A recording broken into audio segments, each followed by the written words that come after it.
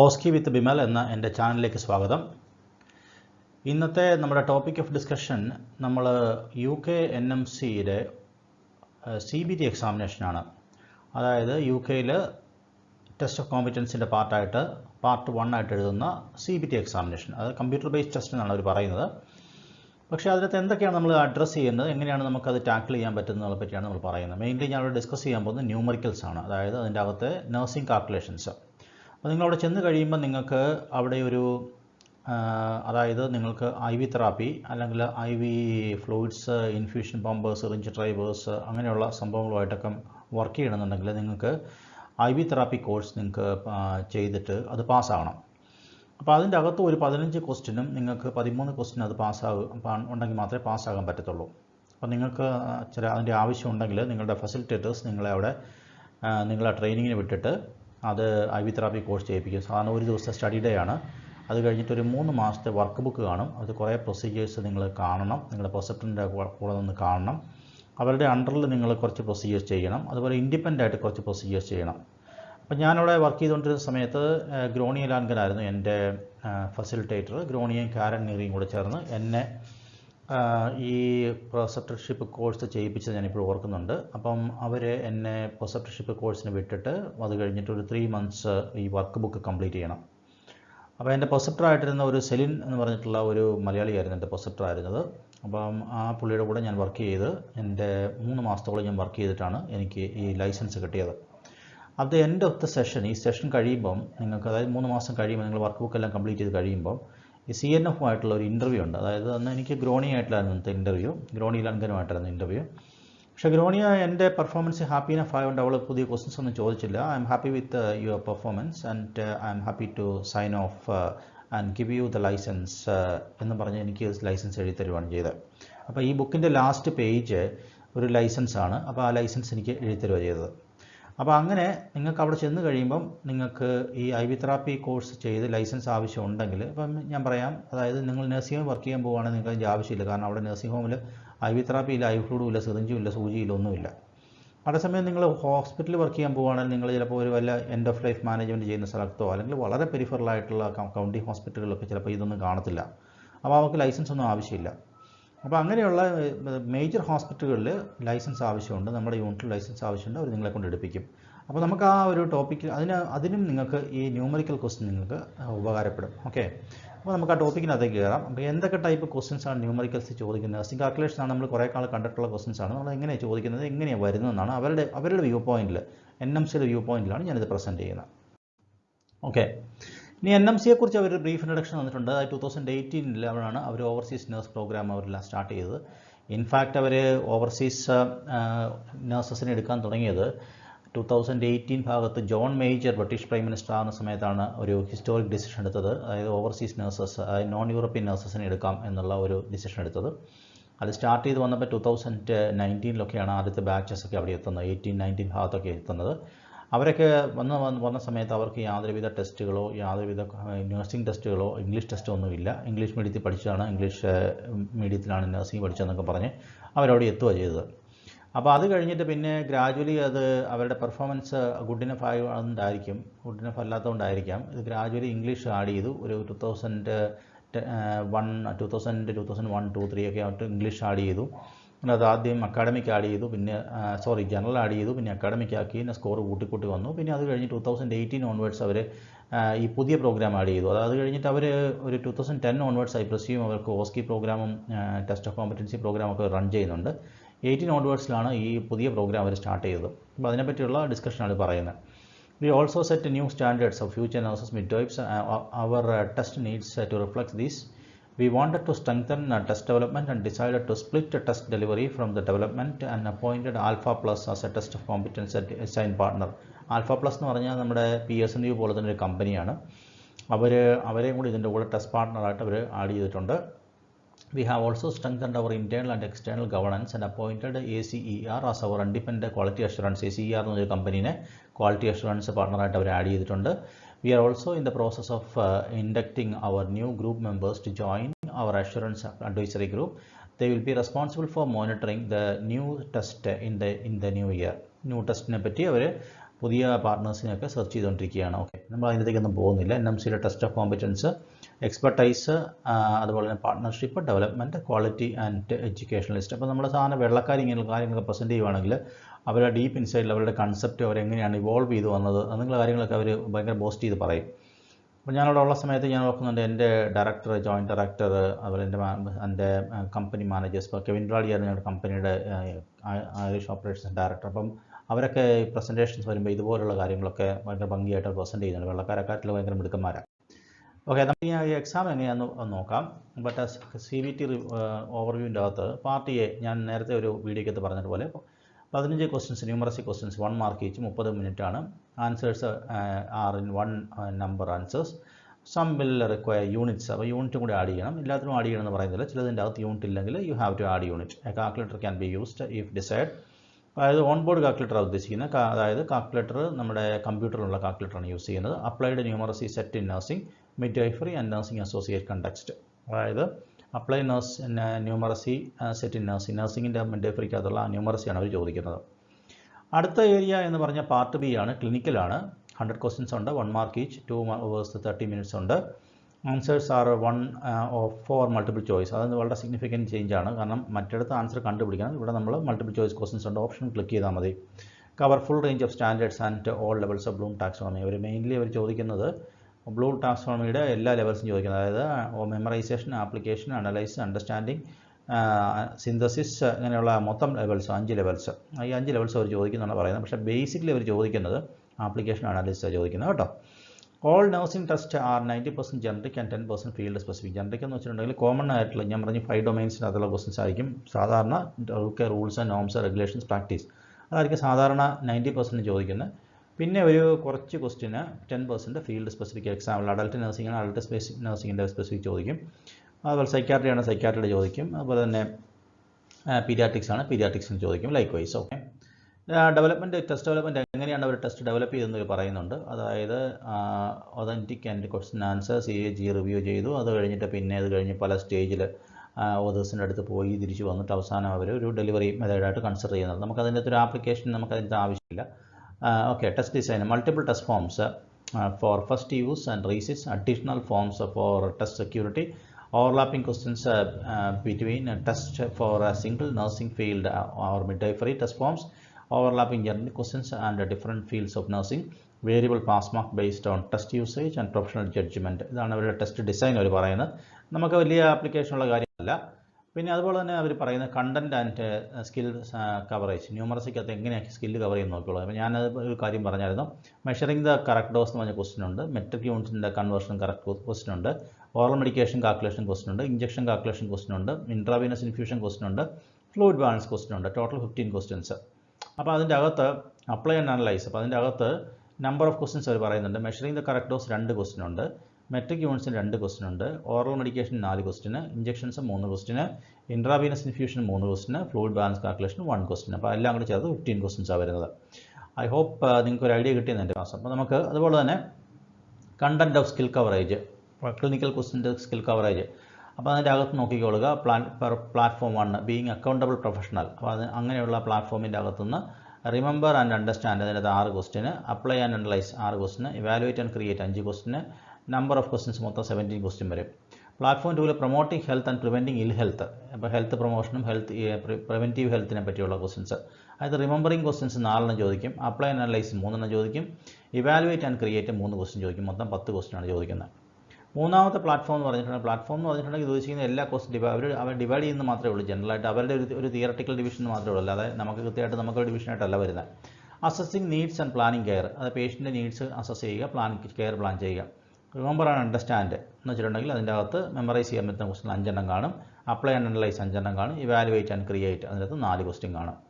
അടുത്തതിൻ്റെ അകത്ത് നമുക്ക് providing and evaluating care. അപ്പം 5 ക്വസ്റ്റ്യൻ കാണും. Remembrance, apply analyse 5, evaluate and create 5. Platform 5 leading and managing nursing care and working in terms എന്ന് പറഞ്ഞിട്ടുള്ള ഒരു ഏരിയയ്ക്കകത്ത് remember and understand 4 question, apply analyse 3 question, evaluate and create 3 question and number of questions 10 question കാണും മൊത്തം. പ്ലാറ്റ്ഫോം 6 improving and quality of care എന്ന് പറഞ്ഞൊരു improving safety and quality of care എന്ന് പറഞ്ഞ ഒരു ഏരിയ ഉണ്ട്. അപ്പോൾ 4 question remember and understand memorisation കാണാൻ പഠിച്ച് പ്രൊഡ്യൂസ് ചെയ്യുന്ന questions. Apply and analyse 3 question, evaluate and create 3 question, number of questions മൊത്തം 10 ക്വസ്റ്റ്യൻ ഉണ്ടായിരിക്കും. പ്ലാറ്റ്ഫോം 7 കോർഡിനേറ്റിംഗ് കെയർ, അതായത് പല സ്റ്റാഫ് മെമ്പേഴ്സിനെ കോർഡിനേറ്റ് ചെയ്യുക, കെയർ കോർഡിനേറ്റ് ചെയ്യുക. അത് remember to understand, remember and understand 4 question, അത് കഴിഞ്ഞ് apply analyse 3 question, evaluate and create 3 question and മൊത്തം 10 ക്വസ്റ്റ്യന്. ഓക്കെ.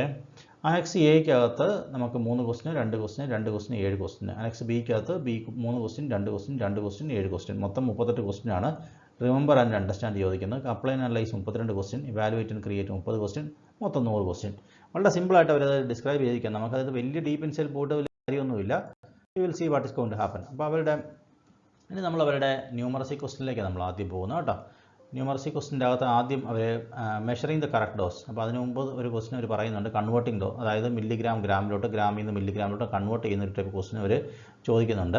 ഇതാണ് മെഷറിംഗ് ദ കറക്റ്റ് ഡോസ് എന്ന് പറഞ്ഞിട്ടുള്ള ഒരു മോഡൽ ക്വസ്റ്റ്യൻ ആണ്. അപ്പോൾ ഇത് നോക്കിക്കേ, ഇതിനകത്ത് നോക്കുമ്പോൾ നമുക്കൊരു കാര്യം മനസ്സിലാകും. അതായത് ഒരു സിറിഞ്ച്, ഇത് ഓറൽ സിറിഞ്ചാണ്. ഓറൽ സിറിഞ്ചിൻ്റെ കളർ പർപ്പിൾ കളറുള്ള സിറിഞ്ചാണ്. ഓറൽ സിറിഞ്ചിൻ്റെ അകത്ത് മെഡിസിൻ എടുത്ത് വെച്ചിരിക്കുന്നു.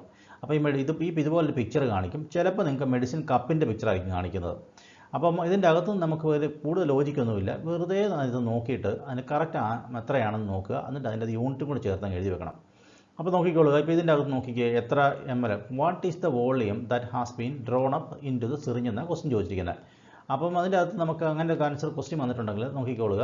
നമുക്ക് നോക്കിക്കേ, അതായത് 6നും 7നും ഹാഫ് വേയിൽ 6.5 നാം നിൽക്കുന്നത്. അപ്പോൾ അതുപോലെ തന്നെ അതിൻ്റെ സിറിഞ്ചിൻ്റെ ഏറ്റവും താഴെ ml എന്ന് പറഞ്ഞിട്ടുള്ള ഒരു യൂണിറ്റും കൊടുത്തു വെച്ചിട്ടുണ്ട്. അപ്പോൾ അതിനകത്ത് ml-ൻ്റെ ഒരു പ്രത്യേകത നിങ്ങൾ കണ്ടോ, അതായത് M സ്മോൾ ലെറ്ററും L ക്യാപിറ്റൽ ലെറ്ററുമാണ്. ഇത് UK-യുടെ സിസ്റ്റം അങ്ങനെയാണ്. അതായത് ml എഴുതുമ്പോൾ M സ്മോൾ ലെറ്ററും L ക്യാപിറ്റൽ ലെറ്ററും. അതുപോലെ ഒരു ലെറ്ററിൻ്റെ ഡിഫറൻസേ ഉണ്ടാകാൻ പാടുള്ളൂ. അപ്പോൾ 6.5 എന്ന് എഴുതി M എഴുതി L എഴുതിയിട്ട് എൻ്റർ അടിച്ചു കഴിഞ്ഞാൽ നമ്മൾ ആ കറക്റ്റ് ആൻസർ നമ്മൾ എൻ്റർ ചെയ്തു. അപ്പോൾ ഇങ്ങനെ നിങ്ങൾക്ക് 1-2 ക്വസ്റ്റ്യൻ നിങ്ങൾക്ക് കിട്ടും. ഇനി അടുത്ത ക്വസ്റ്റ്യൻ നോക്കിക്കോളുക. Numeracy question metric units. അപ്പോൾ ഞാൻ മുമ്പേ പറഞ്ഞ metric units. Patient has been prescribed 0.6 gram of ibuprofen. What is the dose in milligram? അതായത് മെട്രിക് യൂണിറ്റിൻ്റെ കൺവേർഷൻ ക്വസ്റ്റ്യൻ ഉദ്ദേശിക്കുന്നത്. ഒരു യൂണിറ്റിൽ നിന്ന് വേറൊരു യൂണിറ്റിലേക്ക് നമ്മൾ കൺവേർട്ട് ചെയ്യുക.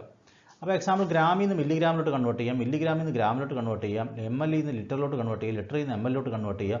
മൈക്രോഗ്രാം കൺവേർഷൻസ് വളരെ റെയർ ആയിട്ടേ കാണത്തുള്ളൂ. കാരണം നിങ്ങളോട് ചോദിക്കുന്ന ടെസ്റ്റ് ഓഫ് കോമ്പറ്റൻസിൻ്റെ, അതായത് ഈ CBT അല്ലെങ്കിൽ OSCE എക്സാമിനേഷൻ്റെ ലെവൽ ഓഫ് ടെസ്റ്റ് എന്ന് പറഞ്ഞിട്ടുണ്ടെങ്കിൽ എൻട്രി ലെവൽ നേഴ്സിൻ്റെ നോളജും സ്കില്ലും അവർ ചെക്ക് ചെയ്യുന്നത്. എൻട്രി ലെവൽ നേഴ്സ് എന്ന് വെച്ചിട്ടുണ്ടെങ്കിൽ UK സിസ്റ്റത്തിൽ പഠിച്ച് പാസ്സായി കഴിഞ്ഞ ഒരു UK നേഴ്സ്, അതായത് UK നഴ്സിംഗ് സ്റ്റുഡൻറ്റ് പാസ്സായി കഴിഞ്ഞിട്ട് അവൾ അതായത് UK ഹെൽത്ത് സിസ്റ്റത്തിൽ ഹോസ്പിറ്റലിൽ ബെഡ് സൈഡ് നഴ്സായിട്ട് എൻ്റർ ചെയ്യുന്ന അവളുടെ നോളജും സ്കില്ലുമാണ് നിങ്ങൾ ഇതിനകത്ത് ചെക്ക് ചെയ്യുന്നത്. അപ്പോൾ അത് വലിയ കൂടിയ സംഭവങ്ങളൊന്നും ചെക്ക് ചെയ്തില്ല. കാരണം ഞാനൊരു റിസപ്റ്ററായിരുന്നു ഈ UK സിസ്റ്റത്തിൻ്റെ അകത്ത്. അതുപോലെ ഞാൻ എൻ്റെ മെൻറ്ററായിരുന്നു. അതുകൊണ്ട് ഇതൊക്കെ എനിക്കറിയാം. എനിക്ക് എപ്പോഴും സ്റ്റുഡൻസ് കിട്ടിക്കൊണ്ടിരിക്കുമായിരുന്നു. അതായത് ഞാനവിടെ ചെന്ന സമയത്ത് തന്നെ ഞാനിവിടെ ഒരു നഴ്സിംഗ് കോളേജിൽ പഠിപ്പിച്ചിട്ട് 4 വർഷം പഠിപ്പിച്ചിട്ടും കൂടിയാണ് ചെന്നത്. അപ്പോൾ അത് കാരണം ഞാൻ എൻ്റെ പോസ്റ്റ് ഗ്രാജുവേറ്റും ആയിരുന്നു. അപ്പോൾ അത് കാരണം എന്നെക്കൊണ്ട് ഈ ഗ്രോണിയും കാരനും കൂടി ചേർന്ന് എന്നെക്കൊണ്ട് പ്രിസെപ്റ്റർ കോഴ്സ് ചെയ്യിപ്പിച്ചു. അതൊരു ഒരാഴ്ചത്തോളം ഒരാഴ്ചത്തോളം സ്റ്റഡി ഡേയ്സ് ഉണ്ട്. അത് കഴിഞ്ഞ് വർക്ക് ബുക്ക് ചെയ്യാനുണ്ട്. അപ്പോൾ അതെല്ലാം ചെയ്തിട്ട് എനിക്ക് പ്രിസെപ്ഷൻഷിപ്പ് കിട്ടി. അങ്ങനെ ഞാൻ പ്രിസെപ്ഷൻഷിപ്പ് ചെയ്യുന്ന സമയത്ത് എനിക്ക് എപ്പോഴും സ്റ്റുഡൻസിനെ, അതായത് ഞങ്ങൾക്ക് സ്വന്തമായിട്ട് നഴ്സിംഗ് കോളേജ് ഉണ്ട് ഞങ്ങളുടെ ഹോസ്പിറ്റലിന്, OLHSC ക്രമിലിന്. അപ്പോൾ എപ്പോഴും ഒരു സ്റ്റുഡൻസ് അവരുടെ ഓങ്കോളജി ഹെമറ്റോളജി ട്രാൻസ്പ്ലാന്റ് യൂണിറ്റിലോട്ട് വരുന്ന എപ്പോഴും ഒരു സ്റ്റുഡൻറ്റ് എനിക്ക് തരുമായിരുന്നു. ഈ സ്റ്റുഡൻറ്റ് 1 മാസം എൻ്റെ അണ്ടറിലാണ് വർക്ക് ചെയ്തുകൊണ്ടിരിക്കുന്നത്, എൻ്റെ കൂടെ വർക്ക് ചെയ്തുകൊണ്ടിരിക്കും. വർക്ക് ബുക്ക് കംപ്ലീറ്റ് ചെയ്യേണ്ട സമയത്ത് അവരെൻ്റെ അടുത്ത് വന്നിട്ട് വർക്ക് ബുക്ക് കംപ്ലീറ്റ് ചെയ്യും. അപ്പോൾ ഞാൻ അവരെ കൊണ്ടുപോയി ചെന്ന് ഈ പ്രൊസീജിയറൊക്കെ കാണിച്ചു കൊടുക്കും, ഇവിടുത്തെ കാര്യങ്ങളൊക്കെ പഠിപ്പിച്ചു കൊടുക്കും, ഇവിടുത്തെ പോളിസീസ് പ്രോട്ടോകോൾസൊക്കെ ഓറിയൻറ്റ് ചെയ്ത് കൊടുക്കും. അവരുടെ കുറേ ടാർജറ്റ് ഉണ്ട്. ഒരു വർക്ക് ബുക്ക് ഉണ്ട് അവർക്ക് ഇവിടെ തീർക്കേണ്ട 10-30 പേജ് ഉണ്ട്. ആ വർക്ക് ബുക്കിൻ്റെ എല്ലാ കാര്യങ്ങളും തീർത്ത് കൊടുക്കുന്നത് ഞാനായിരുന്നു. ഞാൻ അവരുടെ പ്രൊസപ്റ്ററായിരുന്നു. അതുപോലെ ന്യൂ നഴ്സസിൻ്റെ മെൻറ്ററുമായിരുന്നു ഞാൻ. അതുകൊണ്ട് എനിക്ക് അവരുടെ ലെവൽ അറിയാം.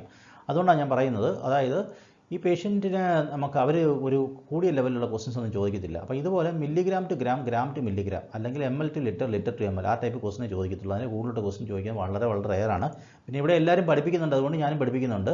അപ്പോൾ പഠിച്ചു വെച്ചോളുക ജസ്റ്റ് ഇൻ കേസ്. പക്ഷേ സാധാരണ വരാൻ സാധ്യതയില്ല. അപ്പോൾ ഇത്തരം ക്വസ്റ്റ്യൻ വരും, അതായത് കൺവേർഷൻ ക്വസ്റ്റ്യൻസ്, യൂണിറ്റ് കൺവേർട്ട് ചെയ്യും, 1-2 ക്വസ്റ്റ്യൻ വരും. അടുത്ത ക്വസ്റ്റ്യൻ നോക്കിക്കേ. ഈ ടൈപ്പ് ക്വസ്റ്റ്യൻസ് നമ്മൾ സാധാരണ ഓറൽ മെഡിക്കേഷൻ ക്വസ്റ്റ്യൻ ആണ് അവിടെ വരുന്നത്. അപ്പോൾ ഇതിൻ്റെ അകത്ത് patient has been prescribed with 1 gram of carbocisteine solution. What volume should be administered എന്നാണ് ഈ ക്വസ്റ്റിൻ്റെ അകത്ത് നമ്മൾ പറയുന്നത്. അപ്പോൾ അതിൻ്റെ അകത്ത് ക്വസ്റ്റ്യൻ അത് ചോദിച്ചിരിക്കുന്നത്. ഇതിൻ്റെ അകത്ത് കറക്റ്റായിട്ട് നമുക്ക് ആൻസർ കണ്ടുപിടിക്കണമെങ്കിൽ നമ്മൾ D/H/Q എന്ന് പറഞ്ഞാണ് നമ്മുടെ ഇന്ത്യയിൽ ഇപ്പോൾ പുതിയ പിള്ളേരെ പഠിപ്പിക്കുന്ന ഒരു ഫോർമുല. പണ്ട് ഞാനൊക്കെ പഠിച്ചിരുന്ന കാലത്ത്, അതായത് പഴയ ജനറേഷൻ നഴ്സസ് പഠിക്കുന്ന കാലത്ത് what we want divide by what we have into dilution എന്നൊക്കെ പറഞ്ഞ ഫോമുല ഉണ്ട്. ഇതല്ലാതെ തന്നെ ചില ബ്രിട്ടീഷ് ഫോമുലാസും ഉണ്ട്, കുറച്ച് ഡിഫറൻ്റ് ആയിട്ടുള്ള ബ്രിട്ടീഷ് ഫോമുലാസും പല രീതിയും പലരും പറയുന്നുണ്ട്. ഏത് ഫോമുല വേണമെങ്കിലും നമുക്ക് യൂസ് ചെയ്യാം. നമ്മൾ ഒറ്റ കാര്യം ശ്രദ്ധിച്ചാൽ മതി, പേഷ്യൻറ്റിന് പ്രിസ്ക്രൈബ് ചെയ്തിരിക്കുന്ന ഡോസ്, അതല്ലെങ്കിൽ ഡോക്ടർ പ്രിസ്ക്രൈബ് ചെയ്തിരിക്കുന്ന ഡോസ്, അല്ലെങ്കിൽ കാർഡക്സ് ഡോക്ടർ എഴുതി വെച്ചിരിക്കുന്ന ഡോസ്, അത് ഈ ഡെസിമൽ പോയിൻറ്റിൻ്റെ മുകളിൽ കയറി എഴുതി വെക്കണം. താഴെ എഴുതേണ്ടത് നമുക്ക് അവൈലബിൾ ആയിട്ടുള്ള ഡോസാണ് നമുക്ക് താഴെ എഴുതേണ്ടത്. അപ്പോൾ നോക്കി എന്താ സംഭവിക്കുന്നത്, 1 gram ഓഫ് കാർബോസിസ്റ്റീൻ സൊല്യൂഷനാണ് ഈ പേഷ്യൻറ്റിന് വേണ്ടത്. 1 gram വെച്ചാൽ അത് കൺവേർട്ട് ചെയ്യണം, ഒരെണ്ണം ഗ്രാമും ഒരെണ്ണം മില്ലിഗ്രാമുമാണ്.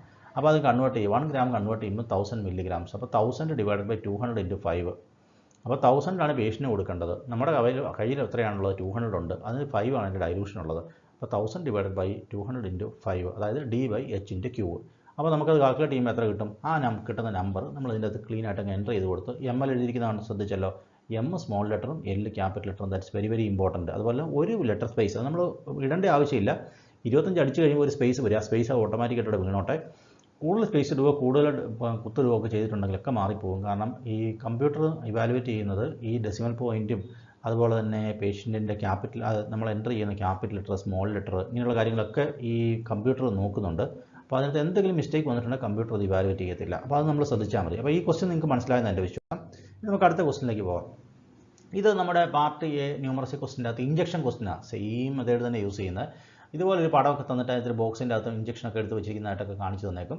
നോക്കിക്കൊള്ളുക. A patient has been prescribed with 4 milligram of diamorphine hydrochloride. Okay, what injection should be drawn up for, what volume should be drawn up for the injection എന്നാണ് ചോദിച്ചിരിക്കുന്നത്.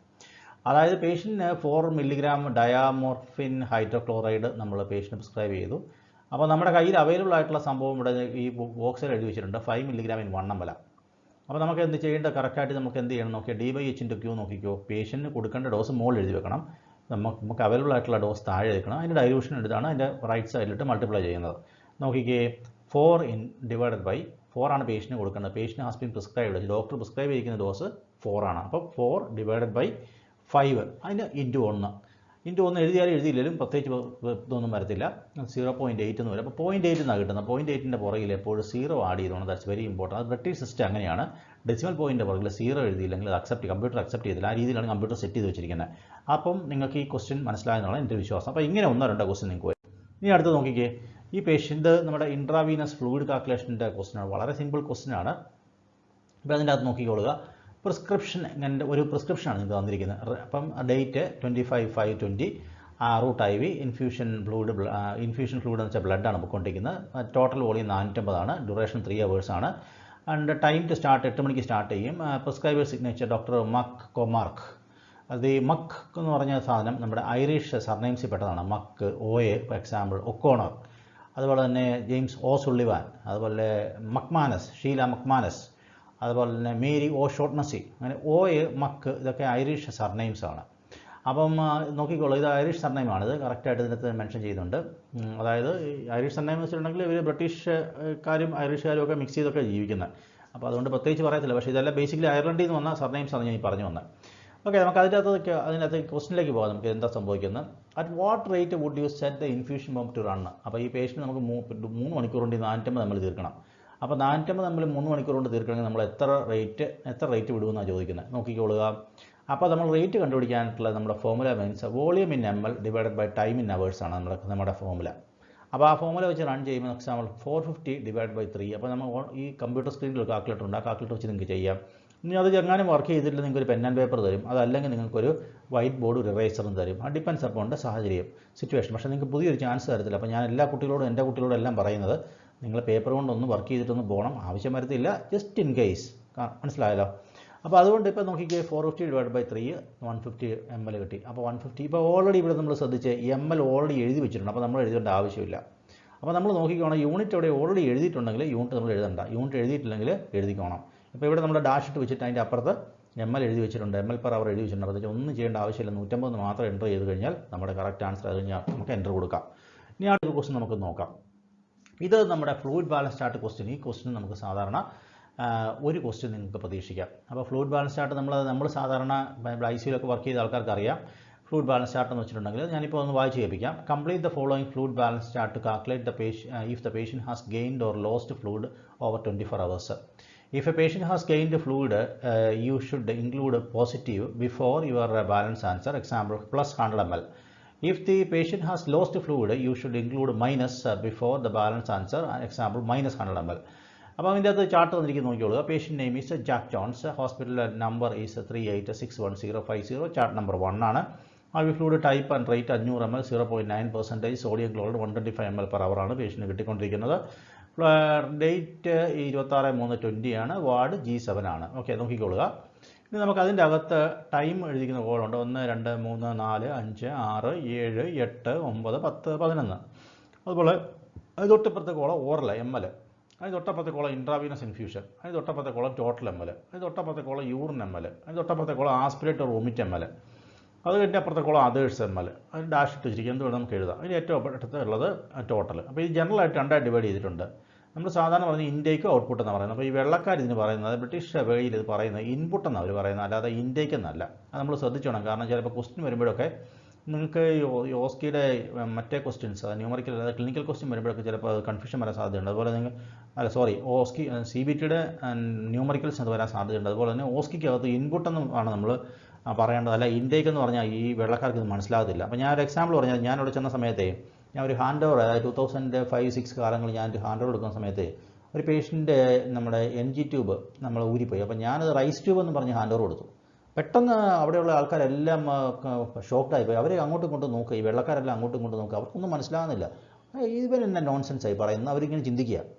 അപ്പോൾ ഒരു മലയാളി അവിടെ ഒരു സീനിയർ നഴ്സ് ഉണ്ടായിരുന്നു ആ സമയത്ത്. അപ്പോൾ അവൾ പറഞ്ഞു, ഞങ്ങളുടെ ഇവിടുത്തെ NG ട്യൂബിൽ തന്നെ ഇന്ത്യയിൽ അതിനെ റൈസ് ട്യൂബ് എന്നാണ് പറയുന്നത്. ഓ ദാറ്റ്സ് ഇറ്റ്, ഓക്കെ എന്ന് പറഞ്ഞ് അവർ ആ സിറ്റുവേഷൻ അങ്ങോട്ട് കാം ഡൗൺ ചെയ്തു. അപ്പോൾ നമുക്കറിയാൻ മേലാത്ത, അവർക്കറിയാൻ മേലാത്ത വേർഡ് നമ്മൾ ഉപയോഗിച്ചിട്ടുണ്ടെങ്കിൽ നമുക്ക് ഈ ഓസ്കി പോയിന്റ് ഓഫ് വ്യൂവിൽ നമുക്ക് മാർക്ക് പറയാൻ സാധ്യതയുണ്ട്. നമുക്ക് മനസ്സിലാകുന്നില്ല എന്നാ സംഭവിക്കുന്നുള്ളത്. അപ്പോൾ ഞാനൊരു ഫണ്ണി എക്സാമ്പിൾ പറയുകയാണെങ്കിൽ, നമ്മുടെ നെയിൽ പോളിഷിന് അവർ പറയുന്നത് നെയിൽ വാണിഷ് എന്നാണ് പറയുന്നത്. അപ്പോൾ നമ്മൾ കാപ്പിൾ റീഫിൽ ചെക്ക് ചെയ്യുന്ന സമയത്ത് നോ നെയിൽ പോളിഷ് എന്ന് പറഞ്ഞിട്ടുണ്ടെങ്കിൽ അവർക്ക് പെട്ടെന്ന് മനസ്സിലാകില്ല, ഇവരെന്താ നോൺസെൻസ് ആയി പറയുന്നത്. നോ പോളിഷോ, അതെന്ത് പോളിഷാണെന്ന് മനസ്സിലാവും. ശരിക്കും അത് വാർണിഷ് എന്ന് പറഞ്ഞാൽ ഈ വെള്ളക്കാർക്ക് ഇത് മനസ്സിലാകത്തുള്ളൂ, വെള്ള എക്സാമിനർക്ക് അത് മനസ്സിലാകത്തുള്ളൂ. അപ്പോൾ അങ്ങനെയുള്ള കുറച്ച് കാര്യങ്ങളുണ്ട്. അത് നിങ്ങളൊരു ട്രെയിനിങ്ങിന് പോകുമ്പോൾ നിങ്ങൾക്കത് മനസ്സിലാകും. അപ്പോൾ ഞാൻ ഈ ടോപ്പിക്കിലോട്ട് തിരിച്ചു വരാം. അതായത് ഇൻപുട്ട്. അപ്പോൾ നമ്മൾ ഇൻടേക്കിന് അവർ പറയുന്നത് ഇൻപുട്ട്, ഔട്ട്പുട്ട് തന്നെയാണ്, പ്രശ്നമില്ല. അപ്പോൾ നോക്കിക്കേ, അവിടെ നമ്മൾ ഈ പേഷ്യൻറ്റിന് ഇൻപുട്ടും ഔട്ട്പുട്ടും കൂടെ കണ്ടുപിടിച്ചിട്ട് ടോട്ടലായിട്ട് കണ്ടുപിടിച്ചിട്ട് അതിൻ്റെ ബാലൻസ് കണ്ടുപിടിക്കാനാണ് പറഞ്ഞത്. അപ്പോൾ നമുക്ക് 3 കോളം അവിടെ തന്നിട്ടുണ്ടായിരിക്കും. ഇൻപുട്ട് കോളമുണ്ട്, ഔട്ട്പുട്ട് കോളമുണ്ട്, ബാലൻസ് കോളമുണ്ട്. ഓക്കെ, അപ്പോൾ ഇൻപുട്ട് കോളത്തിൽ മൊത്തം കാക്കിട്ട് എഴുതുക. അപ്പോൾ 125, 125, 125, 125. അപ്പോൾ 125 ആണെങ്കിൽ ഇപ്പോൾ നോക്കിക്കോളുക. 125 ആണെങ്കിൽ മൊത്തം ഉള്ളതെന്ന് വെച്ചിട്ടുണ്ടെങ്കിൽ എത്രയാണ് നോക്കിക്കേ. 100, 100, 200, 100, 300, 100, 400, 400, 100, 500, 500, 100, 600 ml ആണ് ഈ പേഷ്യൻറ്റിന് ഇൻപുട്ട് വരുന്നത്. 140 ml ആണ് പേഷ്യൻറ്റിന് ഔട്ട്പുട്ട് വരുന്നത്. അപ്പോൾ 600 140 പോയിട്ടുണ്ടെങ്കിൽ 460, 460, 100ഉം 560, 560, 600. അപ്പം 460 ml ആണ് ഈ പേഷ്യൻറ്റിൻ്റെ ബാലൻസ് വരുന്നത്. അപ്പം ഈ നോക്കിക്കേ, ബാലൻസ് വരുന്നത് പോസിറ്റീവാണ്. അതായത് ബാലൻസ് വരുന്നത് നമുക്ക് പോസിറ്റീവ് നെഗറ്റീവ് കണ്ടുപിടിക്കണം. അപ്പോൾ പോസിറ്റീവ് നെഗറ്റീവ് കണ്ടുപിടിക്കുമ്പോൾ നമ്മൾ ചെയ്യുന്നത് ഇൻപുട്ട്, ഞാൻ പിള്ളേർക്ക് കൊടുത്തിരിക്കുന്ന ഗൈഡൻസ് എന്ന് വെച്ചിട്ടുണ്ടെങ്കിൽ ഇൻപുട്ട് കൂടുതലാണെങ്കിൽ രണ്ട് ഡിഫറൻസ് കണ്ടുപിടിച്ചു 450. ഇനി ഇൻപുട്ട് കൂടുതലാണെങ്കിൽ അതിനെ പോസിറ്റീവ് ബാലൻസ് ആയിരുന്നു, അത് ഇൻഡിക്കേറ്റ് ചെയ്യുന്ന പേഷ്യൻറ്റ് ഫ്ലൂയിഡ് റീറ്റെയിൻ ചെയ്യുന്നുണ്ടെന്നതാണ്. ഔട്ട്പുട്ട് കൂടുതലാണെങ്കിൽ നെഗറ്റീവ് എന്ന് എഴുതി വെക്കണം. അപ്പോൾ നെഗറ്റീവ് വെച്ചിട്ടുണ്ടെങ്കിൽ മൈനസ് എൻ്റർ ചെയ്യണം. അപ്പോൾ ഇതിനെ നോക്കി ഇൻപുട്ട് എത്രയാണ്, ഇൻപുട്ട് 600. അപ്പോൾ ഇൻപുട്ടാണ് കൂടുതൽ, അത് ഇൻഡിക്കേറ്റ് ചെയ്യുന്നത് എന്താണ്, പ്ലസ് എന്ന് വെച്ചിട്ടുണ്ടെങ്കിൽ പേഷ്യൻറ്റ് ഫ്ലൂയിഡ് റീറ്റെയിൻ ചെയ്ത് പിടിക്കുകയാണ്. അതപ്പം പ്ലസ് 460 എന്നാണ് ഈ പേഷ്യൻറ്റിൻ്റെ ബാലൻസ്. അപ്പോൾ പ്ലസ് പേഷ്യൻറ്റിന് ആദ്യം ഇൻപുട്ട് കണ്ടുപിടിച്ച് എഴുതി വെക്കണം 600, ഔട്ട്പുട്ട് കണ്ടുപിടിച്ച് എഴുതി വെക്കണം 140, പിന്നെ ബാലൻസ് കണ്ടുപിടിച്ച് എഴുതി വെക്കണം പ്ലസ് 460. അപ്പം കറക്റ്റ് ആൻസറായി. ഇനി ML അവിടെ ഇല്ലെങ്കിൽ ML എന്ന് പറഞ്ഞ് M small letter L capital letter എഴുതിക്കണം. ഓൾറെഡി ML അവിടെ ഉണ്ടെങ്കിൽ പ്രത്യേകിച്ചൊന്നും ചെയ്യേണ്ട ആവശ്യമില്ല. അപ്പോൾ ഇങ്ങനെയാണ് നമ്മൾ സാധാരണ ഈ ന്യൂമറസി ക്വസ്റ്റ്യൻ അഡ്രസ്സ് ചെയ്ത് ഒരു ക്വസ്റ്റ്യൻ നിങ്ങൾക്ക് വരാൻ സാധ്യതയുള്ളത് കേട്ടോ. അതുപോലെ തന്നെ അടുത്ത സംഭവം ചൈൽഡ് സ്പെസിഫിക് ക്വസ്റ്റ്യൻ ആണ് ഈ അടുത്ത് വരാൻ പോകുന്നത്. ചൈൽഡ് സ്പെസിഫിക് ക്വസ്റ്റ്യൻ വെച്ചിട്ടുണ്ടെങ്കിൽ ബോഡി വെയിറ്റ് കാൽക്കുലേഷനാണ് വരാൻ പോകുന്നത്. A baby has been prescribed cefazolin at a dose of 25 mg/kg. Baby weight 8.4 kg. What volume should be drawn up for injection? എത്ര വോളിയം കൊടുക്കണം എന്നാണ് പറയുന്നത്. അപ്പോൾ ഇതിൻ്റെ അകത്ത് നമുക്ക് ഒരു പരിപാടി ഉള്ളതെന്ന് വെച്ചാൽ ഈ ബോഡി വെയിറ്റ് വെച്ച് നമുക്ക് ആദ്യം കൊച്ചിൻ്റെ ഡോസ് കണ്ടുപിടിക്കണം. നോക്കിയാൽ 25 mg/kg, 1 കിലോഗ്രാമിന് 25 mg വേണം. എത്ര കിലോഗ്രാം ഉണ്ട്? 8.4 കിലോഗ്രാം ഉണ്ട്. അപ്പോൾ 25 × 8.4 mg ആണ്, അത് 8.4 ആണ് അതിന് കൊച്ചിന് വേണ്ട ഡോസ്. ഓക്കെ, അപ്പോൾ അത് നമ്മൾ കണ്ടുപിടിച്ച് കഴിഞ്ഞാൽ 25 ഗുണം 8.4, അപ്പോൾ അത് ഡോസ് കിട്ടിക്കഴിഞ്ഞിട്ടുണ്ടെങ്കിൽ നമുക്കിനി അടുത്ത പണി എന്നാണ്, അത് നമ്മൾ മോളിൽ പ്ലേസ് ചെയ്തിട്ട് അതിൻ്റെ താഴെ, അതാണ് നമുക്ക് പേഷ്യൻ്റെ വോളിയം, പേഷ്യൻറ്റിന് കൊടുക്കേണ്ട ഡോസ്, ആ ഡോസിന് താഴെ 100 mg × 1.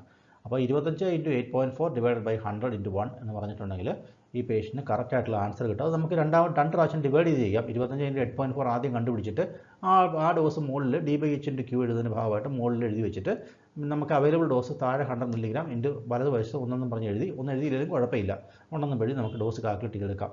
അപ്പോൾ അങ്ങനെ അതാണ് ചൈൽഡ് സ്പെസിഫിക് കാൽക്കുലേഷൻ എന്ന് പറയുന്നത്, ബോഡി വെയ്റ്റ് കാൽക്കുലേഷൻ. അപ്പോൾ അതിനകത്ത് ഡോസ് നമ്മൾ കണ്ടുപിടിച്ചെടുക്കണം.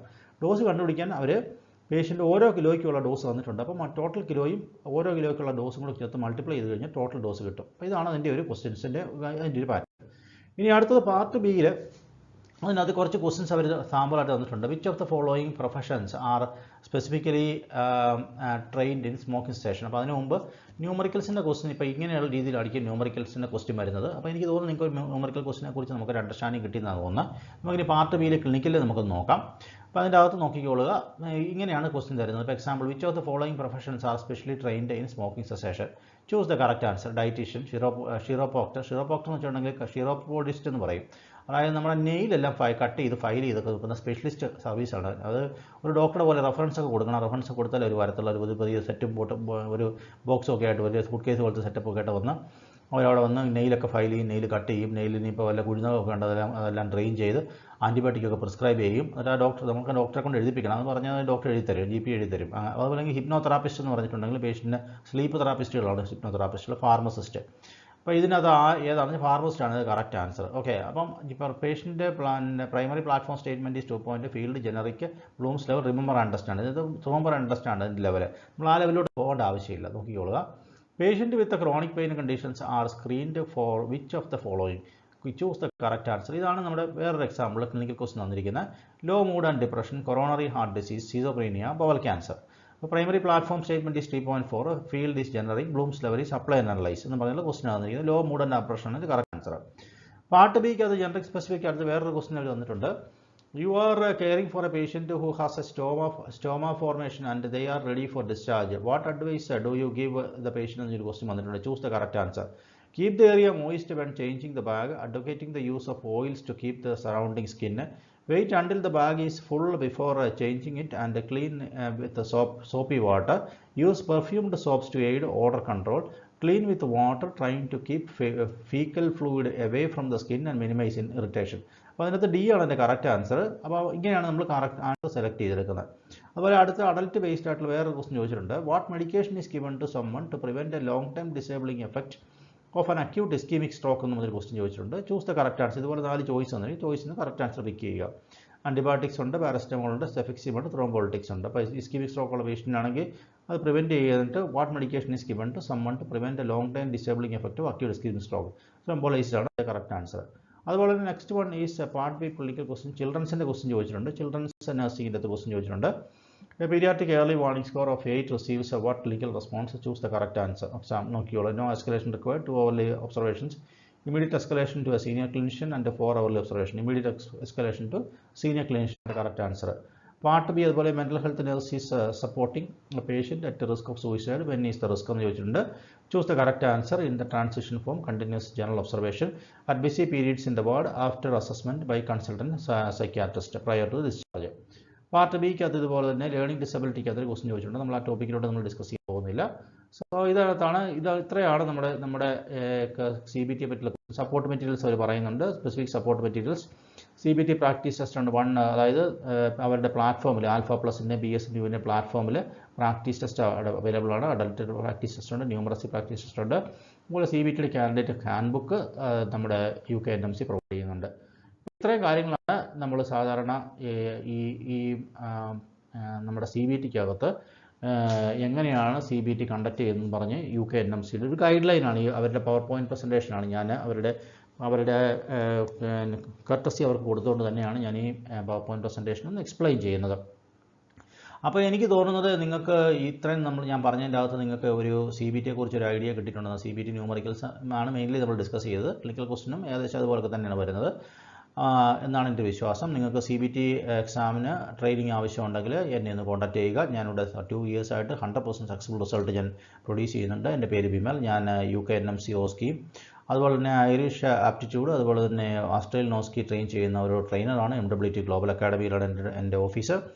അവിടെ ട്രെയിനിങ് നടത്തുന്നുണ്ട്. അതല്ലാതെ തന്നെ CBT നിങ്ങൾക്ക് പേഴ്സണൽ ട്രെയിനിങ് ആവശ്യമുണ്ട്, നിങ്ങൾ വർക്കിംഗ് ആയിട്ടുള്ള ആൾക്കാരാണ്, നിങ്ങൾക്ക് ഈവനിങ്ങിലോ നൈറ്റിലോ വീക്കെൻഡിലോ ക്ലാസ് ആയിട്ട് എടുക്കണമെന്നുണ്ടെങ്കിൽ ഞാൻ 15 hours-ൻ്റെ, അതായത് ന്യൂമറിക്കൽസും ക്ലിനിക്കൽസും പിന്നെ അതുപോലെ 5 domains കൂടെ എക്സ്പ്ലെയിൻ ചെയ്ത്, അതുപോലെ ഓൾഡ് ക്വസ്റ്റ്യൻ എക്സ്പ്ലെയിൻ ചെയ്തുകൊണ്ടുള്ള ഒരു 15 hours-ൻ്റെ ക്ലാസ്സാണ് ഞാൻ എടുക്കുന്നത്.